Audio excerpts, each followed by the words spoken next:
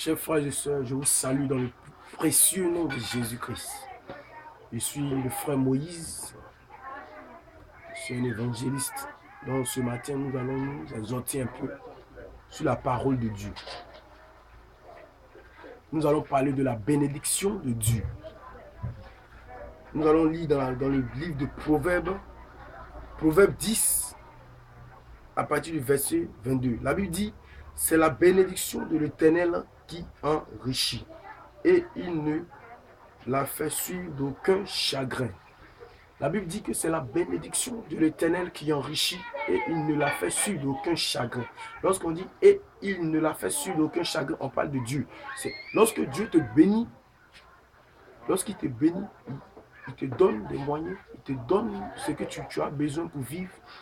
Bien aimé, la Bible dit que Dieu lui-même, alléluia, Dieu lui-même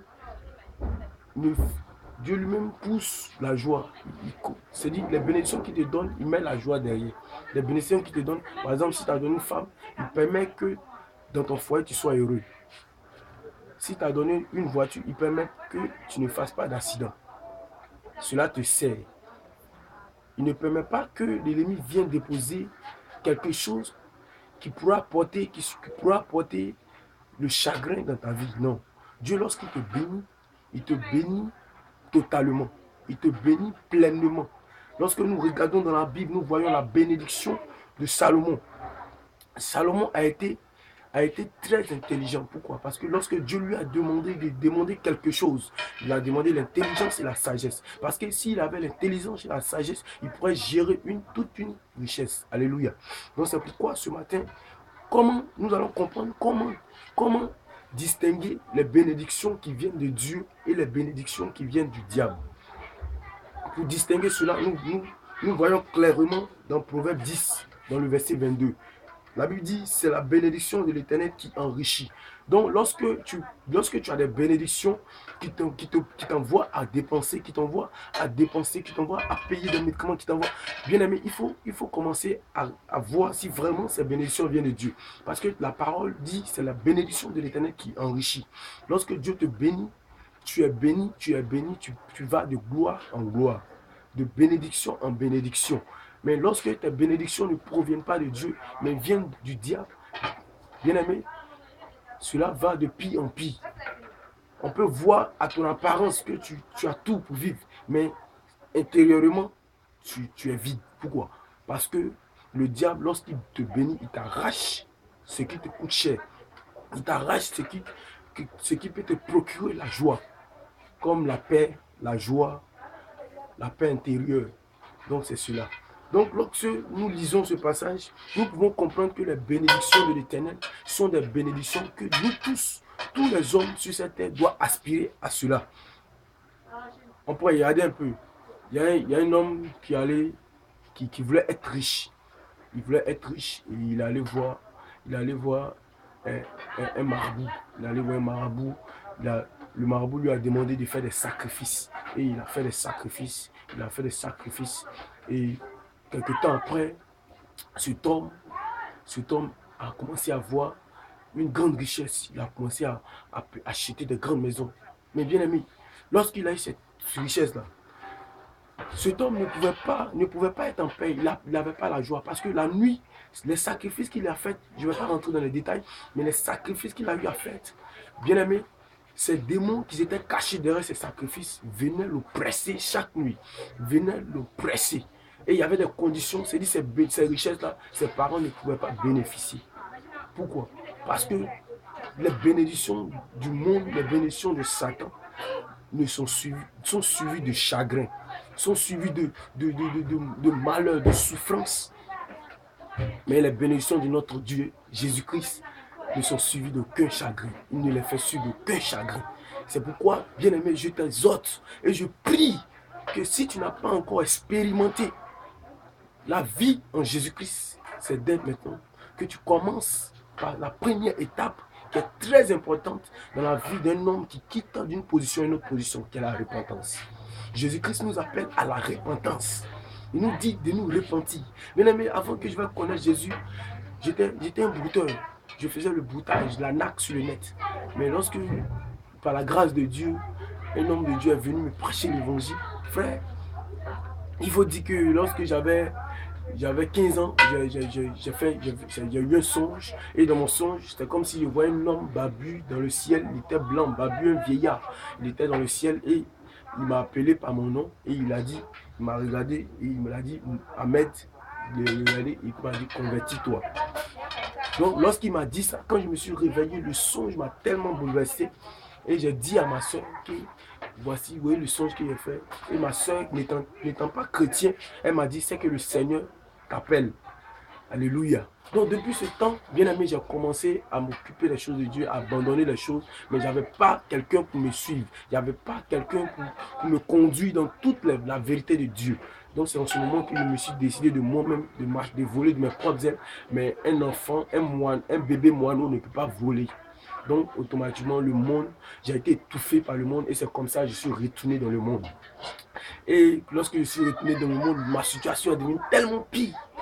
Tellement pire, tellement pire, tellement pire. Donc bien aimé, pendant ma vie dans le monde, frère, c'était difficile. Arrivé un moment, je voulais avoir des richesses. Je voulais être riche parce que, vu la situation de ma mère s'est occupée de moi durant tout au long de ma vie. J'ai été abandonné par mon père à l'âge de 2 mois. Et ma mère s'est occupée de moi, elle s'est battue. Elle voulait voir un enfant vraiment qui sera quelqu'un demain afin de verser cette honte-là sur le visage de mon père. C'est comme ça que ma mère voyait les choses. Mais par la grâce de Dieu, aujourd'hui, elle a compris. Mais bien aimé, je vais te faire comprendre quoi? Que lorsque tu aspires aux richesses qui ne viennent pas de Dieu, lorsque tu aspires aux richesses par tes propres forces, bien aimé, tu ne pourras jamais les atteindre. Et qu'est-ce que l'ennemi fait? L'ennemi te pousse vers des choses négatives. Vers des choses négatives, comme par exemple aller voir les marabouts, aller voir les féticheurs, chercher des solutions rapides pour avoir les moyens. Donc moi, je me suis plongé dans le broutage, dans la naque. Donc j'ai commencé à naquer sur le net. J'ai naqué sur le net. Mais bien aimé, écoute quelque chose. Lorsque je partais voir ces marabouts-là, on était beaucoup en partait, mais ça ne réussissait pas. Pour moi, ça ne réussissait pas. Aujourd'hui, j'ai compris que le Seigneur avait sa main sur moi. Mes amis, eux tous, ça réussissait. Ils étaient heureux, mais moi, ça ne réussissait pas. Et quand je vais devant ces personnes-là, ils me disent si Dieu le veut. Si Dieu le veut. Donc il vient, il y a confiance, il dit Dieu va l'accepter. Donc il commence à faire mes trucs et il échoue. Ça me décevait. Et il a commencé à résoudre que moi-même je vais faire. Donc c'est comme ça que j'ai commencé à chercher l'argent. Frère, quand je gagnais cet argent, je ne pouvais rien faire de bon. J'avais des beaux projets, mais une fois que l'argent entre dans ma main, frère, c'était les maquis, c'était les boîtes de nuit, les copines, le sexe, bien aimé. C'était ces choses, la cigarette, l'alcool, bien aimé. Toutes ces choses n'enrichissent pas. Toutes ces choses ne sauvent pas. Bien aimé, c'est les bénédictions de l'Éternel qui te préparent à son avènement. Si Dieu ne te bénit pas, tu seras toujours soucieux, en train de chercher les choses de ce monde, en train de courir après les choses de ce monde. Mais lorsque Dieu te bénit, tu as la paix, tu as la joie et tu l'attends. Et tu attends le jour de son avènement. Parce que pour toi, tu sais que ces bénédictions que Dieu t'a données, il y a une plus grande bénédiction qui est rattachée à ces bénédictions, qui est la vie éternelle. Alléluia. Donc c'est comme ça, frère, c'était difficile. Et lorsque j'ai donné ma vie à Jésus, j'ai expérimenté l'amour de Dieu dans ma vie. J'ai expérimenté la paix intérieure. Parce que lorsque j'étais parmi mes amis dans les maquis avant, mes amis disent, oh, on m'appelait friqué, le friqué. Et on me dit, oh, friqué, tu es bien, tu as va chez toi, tu as tout là, le friqué. Frère, mais lorsque j'arrive à la maison, je suis seul dans la chambre, entre les 4 murs, je vois que ma vie est néant. C'est du néant, c'est du néant. Mon cœur est vide. Je recherchais quelque chose, mais que je ne pouvais pas avoir. Mais par la grâce de Dieu, par l'amour manifesté de Dieu à la croix du Calvaire, en son Fils Jésus-Christ, aujourd'hui j'expérimente cette joie, j'expérimente cette paix. Bien aimé, je ne gagne pas beaucoup d'argent, mais le petit boulot que je fais, bien aimé, me permet de m'épanouir. Donc j'aimerais booster quelqu'un qui espère aux choses du monde sans se connecter au Créateur du ciel et de la terre. J'aimerais booster une personne qui est en train de courir après les choses vaines de ce monde, sans courir après l'essentiel qui est la vie éternelle. Frère, Jésus-Christ nous aime et il nous a bénis et il nous a enrichis. Bien-aimés, tous ceux qui ont eu la crainte de Dieu dans la parole de Dieu, jusqu'à aujourd'hui, la Bible dit, ils ont eu une vie bien rassasiée. Alléluia. Ils ont vécu une vie bien rassasiée. La Bible dit que la Bible dit à Abraham une chose.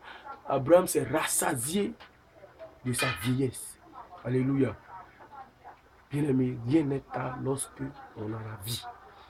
Rien n'est tard lorsque tu as la vie, lorsque tu as le temps de te repentir. Aujourd'hui, tu peux prendre la décision de suivre Jésus et de rentrer dans ses bénédictions. Car ce sont ces bénédictions qui ne sont suivies d'aucun chagrin.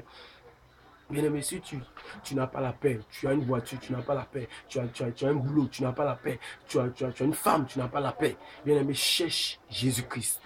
Il te donnera la paix, il te donnera la joie. Et consacre tout ce que tu as, ton tout à Jésus.